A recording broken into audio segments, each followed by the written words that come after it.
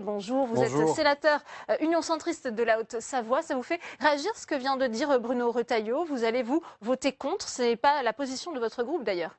Nous sommes une grosse dizaine dans le groupe de l'Union centriste à vouloir nous abstenir ou voter contre ce texte, considérant que la rédaction de l'article 2 est une rédaction qui n'est pas précise, qui n'est pas applicable et que nous ne faisons pas un bon travail de législateur.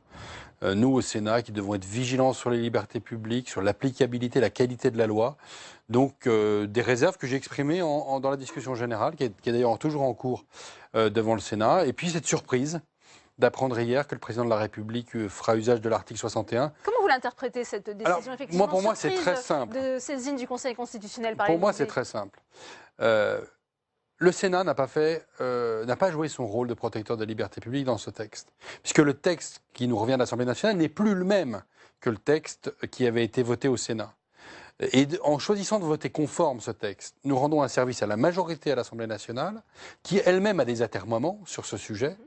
Et ne faisant pas ce rôle-là, on offre au président de la République une occasion incroyable de finalement jouer le bon rôle et de dire « je suis moi-même, président de la République, protecteur des libertés individuelles ». Et donc, le président se saisit de l'article 61 de la Constitution et décide, avant même que nous ayons même délibéré et voté, de saisir le Conseil constitutionnel en disant au final, pour les opposants à cette loi dont vous faites partie, c'est une bonne chose, cette saisine du Conseil constitutionnel. Je pense que le Conseil constitutionnel trouvera dans les débats du Sénat cet après-midi tous les arguments nécessaires pour trier le bon grain de livret et dire ce qu'il y a de bon dans cette loi, on peut le dire, la question de la lutte contre les cagoules, et puis un certain nombre de renforcements du cadre législatif. De sa substance aussi, Bruno.